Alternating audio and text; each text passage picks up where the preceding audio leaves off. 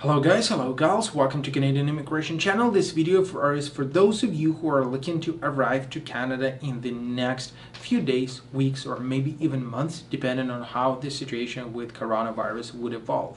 So basically what you need to know if you're coming to Canada in quite a short period of time.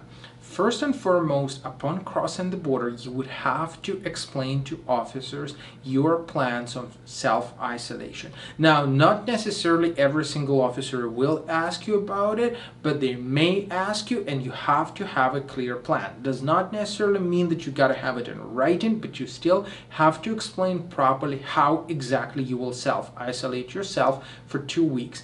Good example is, for example, I've rented out Airbnb for 2 weeks. Now, the owner, the landlord, will not be there. He or she gave us clear instructions where and how we will pick up those keys. For example, they will be under the doormat and we will be staying there. Now, we know about food delivery options in Toronto where we're heading to. So we will be ordering food, and the first necessities distantly. We have our account in Amazon set up, for example. We have pre-ordered stuff already, and so on and so on. So this should be absolutely clear for the officers that you are prepared. Now, next thing applies for those of you who are coming to work in Canada. If you're coming with a work permit, especially with a closed work permit, I'm not mentioning the open one here, because with the open one you could work anywhere you want, so no questions to you. But for the closed one, it's a different story.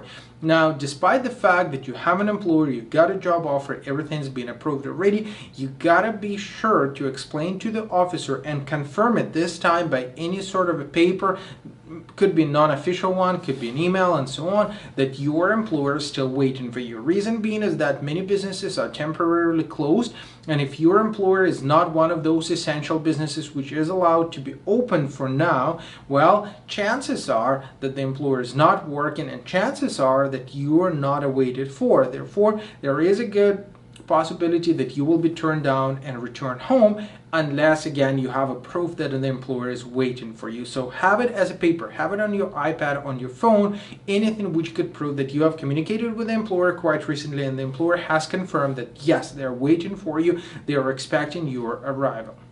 When it comes down to students, we have updated you quite recently about the fact that students are allowed to start their studies distantly as long as your program allows you to do so, and then later on you will be admitted to Canada if that is permissible, if situation allows you to.